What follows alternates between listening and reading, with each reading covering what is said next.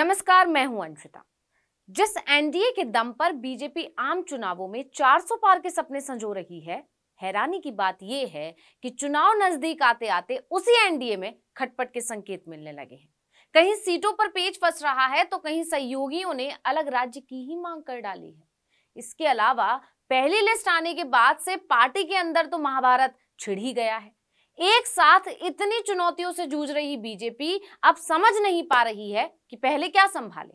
चलिए सबसे पहले बात करेंगे महाराष्ट्र में तीन तीन पार्टियों से मिलकर चल रही डबल इंजन सरकार की। डबल इंजन सरकार राज्य कैसे चला रही है वो किसी से छिपा नहीं है, लेकिन लोकसभा चुनाव आते ही ये तीनों दलों वाली गठबंधन सरकार बीजेपी की टेंशन जरूर बढ़ा रही है। इसमें सबसे ज्यादा टेंशन दी है शिंदे गुट ने, जिसकी बदौलत ही बीजेपी ने महाराष्ट्र की सत्ता हथियाई थी।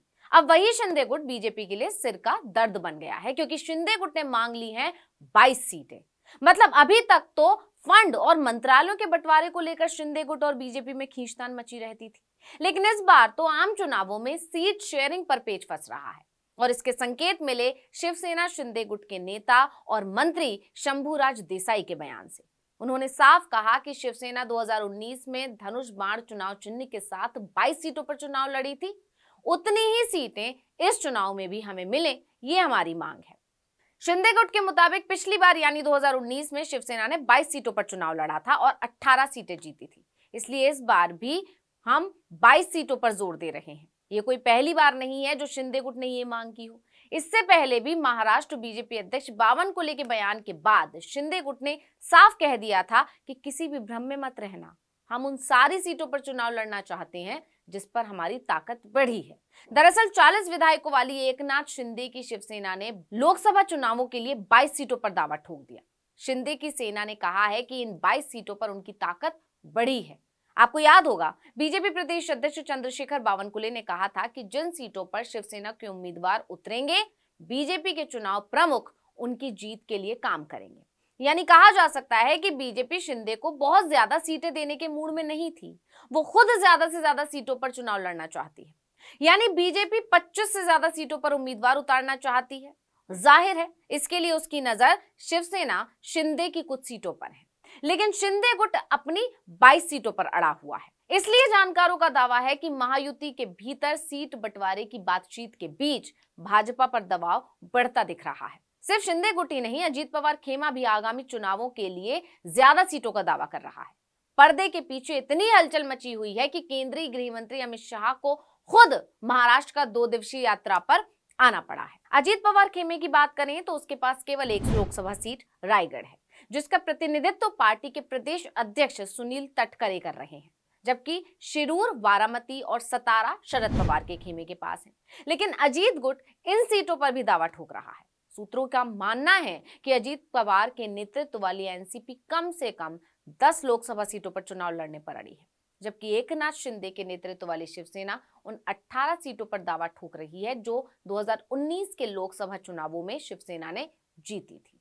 महाराष्ट्र में जबरदस्त खींचतान मची है, इसके संकेत रामदास कदम के बयान से भी मिल गए थे, जो उन्होंने केंद्रीय एसएमई मंत्री नारायण राणे की तरफ से महाराष्ट्र में रत्नागिरी सिंधुदुर्ग लोकसभा सीट पर बीजेपी का दावा करने के ठीक एक दिन बाद दिया था। रामदास कदम ने बीजेपी पर जोरदार हमला बोलते हुए पूछा था कि क्या बीजेपी आगामी लोकसभा चुनाव से पहले हर पार्टी को खत्म कर अकेले रहना चाहती है। कदम ने चेतावनी भरे लहजे में कहा था कि आप रायगढ़ पर दावा करेंगे, फिर आप रत्नागिरी सिंधुदुर्ग सीट के लिए भी दावेदारी कर रहे हैं, इसे बर्दाश्त नहीं किया जा सकता। लोकसभा सीटों के मामले में उत्तर प्रदेश के बाद महाराष्ट्र दूसरा सबसे बड़ा राज्य है। भाजपा ने पहले ही राज्य की कुल 48 सीटों में से मिशन 45+ की घोषणा कर दी है। ऐसे में जिस तरह से सहयोगियों की मांग बढ़ती जा रही है, उसे देखकर बीजेपी के लिए आगे की राह बहुत आसान नहीं दिख रही है। 48 सीटों में से शिंदे गुट 22 मांग रहा है, अजीत गुट 10 मांग रहा है।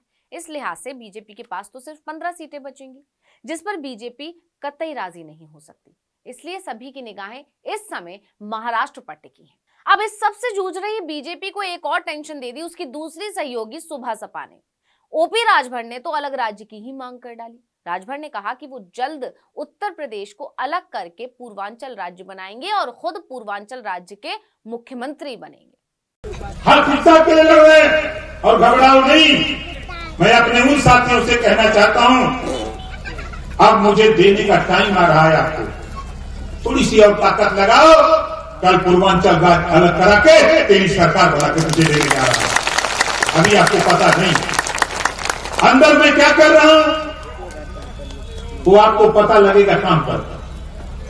हम आपको शासन देखना चाहते हैं, हम आपके हाथ में पावर देना चाहते हैं। आप आवास के लिए, शौचालय के लिए, पेंशन के लिए, रास्ता के लिए नहीं। जब तेरा मुख्यमंत्री जिस जिले में, जिस विधानसभा में जाएगा, पूरे जिले का प्रशासन होगा और पूछा जाएगा कि बताओ इस गांव में आवास क्यों नहीं बना। सवाल वही होगा। यानी लोकसभा सीटों के लिहाज से देखा जाए तो देश के 2 सबसे बड़े सूबों में तूफान आया हुआ है। अब ये तो हुई सहयोगियों की बात। इसके अलावा पहली सूची आने के बाद से बीजेपी के अंदर ही जो खलबली मच गई है वो भी किसी से छिपी नहीं है। बीजेपी की ऐसी हालत देखकर अब तो विपक्ष भी मजे ले रहा है। अखिलेश यादव ने भी जबरदस्त ट्वीट किया था। बीजेपी की हालत देखिए, जिन लोगों को टिकट मिल गया है वो चुनाव नहीं लड़ना चाहते, और जिन्हें नहीं मिला है उन्होंने या तो संन्यास ले लिया या पार्टी से दूरी बना ली, और जिनके टिकट कट गए वो अब खुलकर अपनी नाराजगी जाहिर करने लगे हैं। जिनमें से एक नाम है राहुल कसवा का। इन्होंने सोशल मीडिया पर अपना दुख जाहिर करते हुए लिखा था कि आखिर मेरा गुनाह क्या था? क्या मैं ईमानदार नहीं था? क्या मैं मेहनती नहीं था? क्या मैं निष्ठावान नहीं था? क्या मैं दागदार था? क्या मैंने चूरू लोकसभा में काम करवाने में कोई कमी छोड़ दी थी? माननीय प्रधानमंत्री जी की सभी योजनाओं के क्रियान्वयन में मैं सबसे आगे था, और क्या चाहिए था? जब भी इस प्रश्न को मैंने पूछा, सभी निरुत्तर और निशब्द रहे। कोई इसका उत्तर नहीं दे पा रहा। शायद मेरे अपने ही मुझे कुछ बता पाए। इसके अलावा जोधपुर से 2 बार सांसद रह चुके जसवंत बिश्नोई ने भी सोशल मीडिया पर लिखा था कि कौन सुनेगा, किसको सुनाए, इसलिए चुप रहते हैं, हमसे अपने रूठ ना जाएं इसलिए चुप रहते हैं। एक और पोस्ट में उन्होंने लिखा था, मैंने फैसला किया है कि अब मैं एक पोस्ट चुनाव की घोषणा के बाद लिखूंगा, उसके बाद भविष्य में किसी प्रकार का पोस्ट नहीं लिखूं। तो जिस तरह से बीजेपी हर तरफ से घिर गई है, उसे देखकर जानकारों का कहना है कि लोकसभा चुनाव की शुरुआत ही बीजेपी के लिए इतनी चुनौती भरी रही है, तो चुनाव में तो बीजेपी का हाल क्या ही होगा। पहली सूची ने ही इतना डैमेज कर दिया तो बीजेपी की फजीहत करवा दी। अब बीजेपी परेशान है कि पहले सहयोगियों को मनाए या अपने नेताओं को, क्योंकि आज की स्थिति में तो जिन लोगों के दम पर मोदी अपने 3rd टर्म का सपना देख रहे हैं वो तो उल्टा बीजेपी और मोदी को ही आंख दिखा रहे हैं। इस वीडियो में इतना ही। आपसे अनुरोध है, यूट्यूब पर हमारे चैनल आर्टिकल 19 इंडिया को सब्सक्राइब कीजिए, व्हाट्सएप पर फॉलो कीजिए। हमें बताइए आपको हमारा ये वीडियो कैसा लगा। आने वाले दिनों में हम और किन मुद्दों पर वीडियो बनाएं ये भी जरूर बताइए।